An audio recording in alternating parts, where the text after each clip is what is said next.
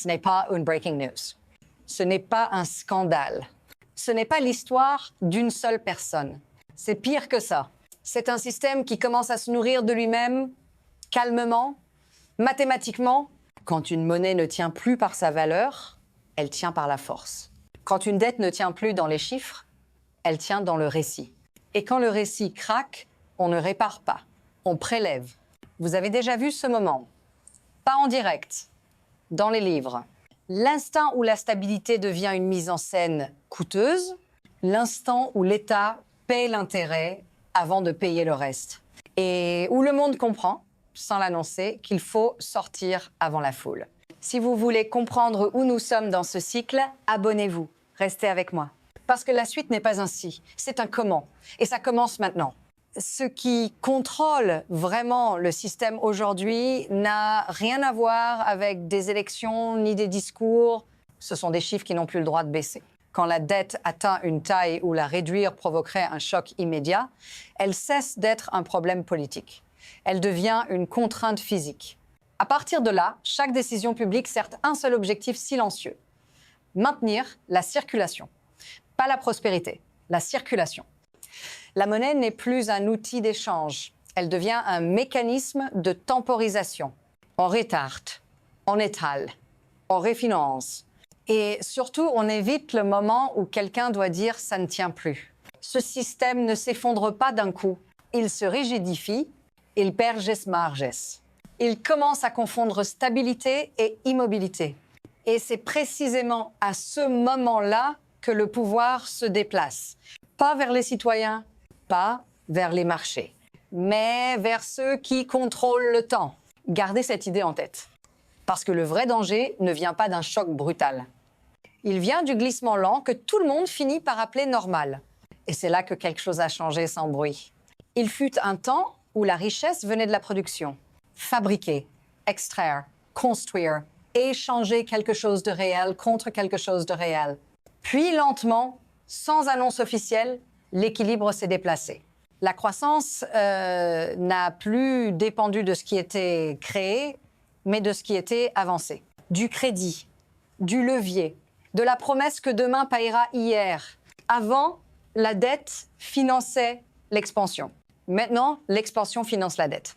C'est une inversion subtile, presque élégante, assez lente pour ne pas déclencher d'alarme, assez confortable pour être acceptée. Les chiffres montaient, les marchés applaudissaient. Et pendant ce temps, la capacité réelle, produire, remplacer, soutenir, cessait d'être centrale. C'est toujours comme ça que ça commence. Pas par une crise, par une normalisation. Quand le système apprend que survivre aujourd'hui est plus important que tenir demain, quand le court terme devient une politique d'État et que personne ne peut vraiment expliquer quand ce basculement a eu lieu, mais ces effets, eux, deviennent impossibles à ignorer. Et c'est là que survient le premier choc. Puis, sans avertissement public, le système a toussé. Pas assez pour paniquer, juste assez pour révéler quelque chose qu'il essayait de cacher. Une opération rapide, une prise de contrôle nette, des actifs réels qui changent de main avant même que le récit ne se stabilise. Officiellement, ce n'est jamais économique. Il y a toujours un vocabulaire plus acceptable. Sécurité, stabilité, urgence. Mais regardez ce que le choc révèle vraiment, ce n'est pas une victoire. C'est une extraction. Quand un système commence à utiliser la puissance pour sécuriser ce que la monnaie ne peut plus garantir, ce n'est pas une démonstration de force. C'est un aveu de fragilité. Ce moment précis n'est pas le début de l'histoire et ce n'est surtout pas la fin. C'est un signal. Un signal que la liquidité seule ne suffit plus. Que la confiance doit désormais être adossée à quelque chose de tangible, quelque chose qu'on peut saisir. Si ce geste vous paraît isolé, restez avec moi. Parce que ce n'est pas un événement, c'est un comportement. Et une fois qu'un système adopte ce comportement, il ne revient jamais en arrière. Voici le mécanisme que l'on ne décrit presque jamais à voix haute. Quand la dette dépasse la capacité réelle de production, elle ne disparaît pas. Elle se déplace. Elle est transférée vers ceux qui ne peuvent pas s'en protéger. Le système fonctionne alors comme un filtre Les actifs réels montent. Les liquidités absorbent le choc. Ceux qui ont accès au crédit, à l'information, aux structures juridiques convertissent tôt. Ils sortent du risque sans bruit, pas par panique, par calcul. Pendant ce temps, le reste du système tient. En apparence, les salaires continuent d'arriver. Les chiffres officiels rassurent. Mais le pouvoir d'achat s'érode à un rythme qui n'est jamais annoncé, seulement vécu. C'est ainsi que le système fonctionne. Il ne s'effondre pas. Il redistribue. La perte n'est pas un accident. C'est un mécanisme intégré, une manière de maintenir la continuité sans résoudre la cause. Et plus ce mécanisme est utilisé, plus il devient nécessaire de l'accélérer, parce qu'il crée ses propres dépendances. C'est à ce moment précis que la pression augmente et que le rythme change. À partir de là, tout s'accélère. Les décisions deviennent plus courtes. Les marges disparaissent. Chaque ajustement crée un problème plus grand que le précédent. Les coûts montent, les recettes suivent mal. Alors on refinance encore, les signaux s'accumulent, des capitaux qui sortent, des réserves qui se déplacent, des accords qui changent de devise sans communiquer de presse. Rien n'est spectaculaire pris séparément. C'est leur simultanéité qui compte. Quand trop de systèmes commencent à chercher la sortie en même temps, il n'y a plus de sortie propre, seulement des délais. À ce stade, la politique monétaire ne dirige plus. Elle obéit à la dette, aux échéances, aux intérêts. On appelle ça de la stabilité, parce que l'alternative est impensable. Mais ce calme est artificiel. Il est maintenu par des décisions qui ne peuvent pas être inversées sans casse. Et c'est précisément pour ça que le prochain choc n'aura pas besoin d'être grand. Il devra juste être le mauvais. À ce stade, ça cesse d'être abstrait. Ça vous atteint directement. Vous le sentez dans ce que votre argent permet encore et dans ce qu'il ne permet plus. Dans l'écart entre ce que vous gagnez et ce que la vie coûte réellement, pas sur un graphique, à la caisse, au loyer, à la fin du mois. On vous dit que l'économie tient, mais votre marge, elle, disparaît. L'épargne devient immobile. Le travail devient défensif. Chaque décision financière sert à ne pas reculer. C'est comme ça que la pression se diffuse. Pas par une annonce officielle, par une fatigue collective. Si cette analyse vous parle, restez avec moi. Parce que ce que vous ressentez n'est pas personnel, c'est structural. Le système n'est pas en train de vous aider à avancer. Il vous demande de tenir pendant que d'autres se repositionnent. Et plus vous attendez, moins les options sont nombreuses. Pas parce que vous avez fait une erreur, mais parce que le temps n'est plus distribué équitablement. Et maintenant, cette dynamique dépasse largement les frontières. Ce qui se passe ici ne reste jamais ici. Quand un système dominant commence à perdre l'équilibre, les autres ne l'attendent pas. Ils s'adaptent silencieusement, stratégiquement. Les échanges changent de langue monétaire.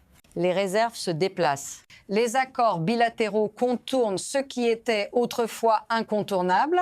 Ce n'est pas une rébellion, c'est une assurance. Aucun acteur rationnel ne parie sur une seule ancre quand la mer devient instable. Alors le système mondial se fragmente. Pas par rupture, par précaution. Ce glissement n'a pas besoin d'être coordonné pour être efficace. Il suffit que suffisamment de participants fassent le même calcul séparément. Et c'est là que le risque devient global.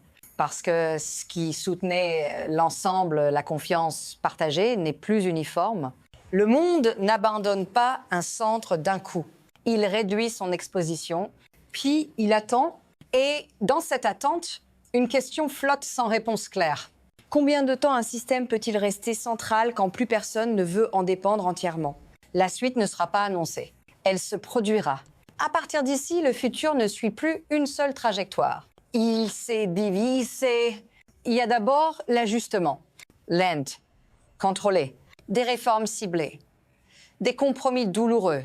Une tentative de réduire la pression sans briser la structure. Ça fonctionne parfois, mais seulement si la confiance tient plus longtemps que la dette. Puis il y a l'érosion, la plus courante. Pas d'effondrement, pas de rupture nette. Juste une perte progressive de valeur. La monnaie tient, mais elle achète moins chaque année, sans pause. Et enfin, il y a la rupture. Rare, brutale, déclenchée par un événement qui, en temps normal, aurait été absorbé. Une enchère ratée, un choc géopolitique, une fuite de capitaux trop rapide. Aucune de ces voies n'est choisie officiellement. Elles émergent des contraintes accumulées. Et le plus troublant, c'est ceci. Quand le système entre dans cette zone, il est déjà trop tard pour revenir au point de départ. La seule chose encore ouverte, c'est la vitesse. Il n'y a pas de conclusion confortable ici. Et il n'y en aura pas. Parce que les systèmes ne s'effondrent pas quand tout le monde a compris. Ils s'effondrent quand la compréhension arrive trop tard pour changer de position. Ce que vous regardez en ce moment n'est pas une crise, c'est une transition. Silencieuse, inégale, déjà en cours. Rien ne vous forcera à agir aujourd'hui. C'est précisément comme ça que le temps disparaît, par absence d'urgence officielle. L'histoire ne prévient jamais quand la fenêtre se ferme. Elle laisse seulement des indices. Et elle récompense ceux qui les ont pris au sérieux avant qu'ils ne deviennent évidents. Si vous voulez suivre cette séquence en temps réel, restez ici, parce que ce qui vient ensuite ne sera pas annoncé à la télévision. Ce sera visible dans les chiffres que personne n'explique clairement. Dans la prochaine vidéo, nous allons identifier les signaux précis qui indiquent le passage irréversible au stade suivant. Pas des opinions. Des déclencheurs mesurables. Ne partez pas en pensant que ce sera différent cette fois. Ce ne l'a jamais été. La seule question qui reste ouverte, c'est de savoir quand vous déciderez de regarder le système tel qu'il est et non tel qu'on vous le décrit. Et cette question-là, personne ne peut y répondre à votre place.